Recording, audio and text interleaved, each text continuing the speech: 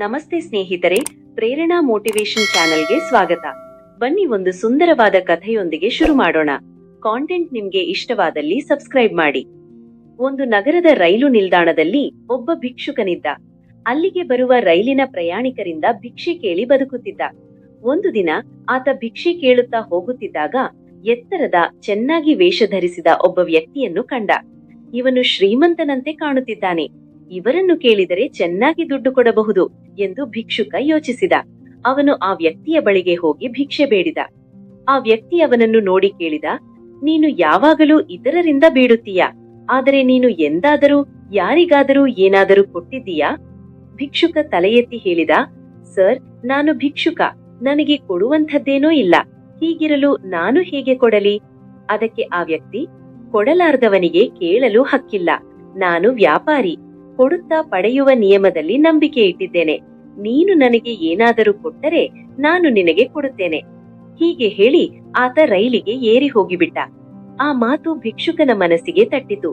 ಬಹುಶಃ ನಾನು ಕೊಡುವುದೇ ಇಲ್ಲವೆಂದು ನನಗೆ ಸಿಗುವುದು ಕಡಿಮೆ ಇರಬಹುದು. ನಾನು ಭಿಕ್ಷುಕ, ನಾನು ಏನು ಕೊಡಲಿ ಎಂದು ಆತ ಯೋಚಿಸುತ್ತಾ 2 ದಿನ ಕಳೆದು 3ನೇ ದಿನ ನಿಲ್ದಾಣದ ಹತ್ತಿರ ಕುಳಿತಿದ್ದಾಗ ಅಲ್ಲೇ ಇರುವ ಹೂಗಳು ಅವನ ಕಣ್ಣಿಗೆ ಬಿದ್ದವು. ತಕ್ಷಣ ಅವನಿಗೆ ಒಂದು ಯೋಚನೆ, ಹಣ ಕೊಡುವವರಿಗೆ ಈ ಹೂವೇನಾದರೂ ಕೊಡಬಹುದಲ್ಲ? ಅವನು ಕೆಲವು ಹೂಗಳನ್ನು ಕಿತ್ತುಕೊಂಡು ಆ ದಿನ ರೈಲಿನಲ್ಲಿ ಭಿಕ್ಷೆ ಬೇಡುತ್ತಿದ್ದಾಗ ಹಣ ಕೊಡುವವರಿಗೆ ಹೂಗಳನ್ನು ನೀಡಲು ಆರಂಭಿಸಿದ. ಜನರು ಇದನ್ನು ಮೆಚ್ಚಿದರು. ಸಂತೋಷದಿಂದ ಹೂಗಳನ್ನು ತೆಗೆದುಕೊಂಡರು. ಆ ದಿನದಿಂದ ಪ್ರತಿದಿನ ಬೆಳಗ್ಗೆ ಹೂಗಳನ್ನು ಕಿತ್ತುಕೊಂಡು ಭಿಕ್ಷೆ ಕೊಡುವವರಿಗೆ ಹೂ ನೀಡುತ್ತಿದ್ದ. ಹೂ ಇದ್ದಾಗ ಹೆಚ್ಚು ಹಣ ನೀಡಿದರು. ಹೂ ಮುಗಿದಾಗ ಕೊಡುವವರು ಕಡಿಮೆಯಾದರು. ಒಂದು ದಿನ ರೈಲಿನಲ್ಲಿ ಭಿಕ್ಷೆ ಕೇಳುತ್ತಾ ಹೋಗುತ್ತಿದ್ದಾಗ ಅದೇ ಎತ್ತರದ ವ್ಯಕ್ತಿ ಮತ್ತೆ ಕಾಣಿಸಿಕೊಂಡ. ಭಿಕ್ಷುಕ ಅವನ ಹತ್ತಿರ ಹೋಗಿ ಹೇಳಿದ, ಇಂದು ನನಗೆ ಕೊಡಲು ಏನೋ ಇದೆ ಸರ್, ನನಗೆ ಹಣ ಕೊಡಿ, ಬದಲಿಗೆ ನಾನು ನಿಮಗೆ ಹೂ ಕೊಡುತ್ತೇನೆ. ಆ ವ್ಯಕ್ತಿ ನಗುತ್ತಾ ಹಣ ಕೊಟ್ಟು ಹೂಗಳನ್ನು ತೆಗೆದುಕೊಂಡು ಹೇಳಿದರು, ಚೆನ್ನಾಗಿದೆ, ಈಗ ನೀನು ನನ್ನಂತೆಯೇ ವ್ಯಾಪಾರಿಯಾಗಿದ್ದೀಯಾ. ಮತ್ತೆ ಆ ಮಾತು ಭಿಕ್ಷುಕನ ಮನಸ್ಸಿಗೆ ಹೊಳೆಯಿತು. ಬದುಕು ಬದಲಾಯಿಸುವ ಕೀಲಿ ನನ್ನಲ್ಲೇ ಇದೆ ಎಂದು ಆತ ಅರಿತುಕೊಂಡ. ಅವನು ರೈಲಿನಿಂದ ಇಳಿದು ಆಕಾಶದತ್ತ ನೋಡಿ ಕೂಗಿದ, ಇನ್ನು ನಾನು ಭಿಕ್ಷುಕನಲ್ಲ, ನಾನು ವ್ಯಾಪಾರಿ, ಶ್ರೀಮಂತನಾಗ್ತೀನಿ. ಜನರು ಅವನು ಹುಚ್ಚನು ಎಂಬಂತೆ ನೋಡಿದರು, ಆದರೆ ಅವನು ದೃಢ ನಿಶ್ಚಯದಿಂದ ಮುಂದಾದ. 6 ತಿಂಗಳ ನಂತರ ಅದೇ ನಿಲ್ದಾಣದಲ್ಲಿ ಇಬ್ಬರು ಚೆನ್ನಾಗಿ ವೇಷ ಧರಿಸಿದವರು ಪ್ರಯಾಣಿಸುತ್ತಿದ್ದರು. ಒಬ್ಬನು ಇನ್ನೊಬ್ಬನನ್ನು ನೋಡಿ ಕೈ ಚಾಚಿ ಕೇಳಿದ, ನನ್ನನ್ನು ಗುರುತಿಸಲವೇ?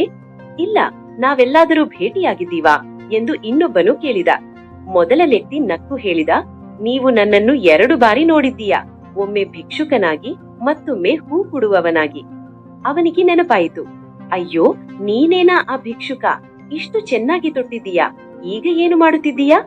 ಅವನು ಉತ್ತರಿಸಿದ, ಹೌದು, ನಾನೇ ಆ ಭಿಕ್ಷುಕ, ಆದರೆ ಈಗ ನಾನು ದೊಡ್ಡ ಹೂ ವ್ಯಾಪಾರಿ, ಇನ್ನೊಂದು ನಗರಕ್ಕೆ ವ್ಯವಹಾರಕ್ಕಾಗಿ ಹೋಗುತ್ತಿದ್ದೇನೆ. ಮುಂದೆ ಹೇಳಿದರು, ನೀವು ನನಗೆ ಒಂದು ಮಹತ್ವದ ಪಾಠ ಕಲಿಸಿದಿರಿ. ಕೊಟ್ಟಾಗ ಮಾತ್ರ ಪಡೆಯಲು ಸಾಧ್ಯ. ಅದೇ ನನ್ನ ಬದುಕನ್ನೇ ಬದಲಾಯಿಸಿತು. ಜನರು ನನಗೆ ಭಿಕ್ಷೆ ಕೊಟ್ಟಿರಲಿಲ್ಲ, ನಾನು ಕೊಟ್ಟ ಹೂಗಳ ಬೆಲೆಯನ್ನು ಕೊಟ್ಟಿದ್ದರು. ಆ ಹಣದಿಂದ ಇನ್ನಷ್ಟು ಹೂಗಳನ್ನು ತಂದೆ, ಹೀಗೆ ವ್ಯಾಪಾರಿಯಾದೆ. ಇಬ್ಬರು ನಗುತ್ತಾ ತಮ್ಮ ಪ್ರಯಾಣ ಮುಂದುವರಿಸಿದರು.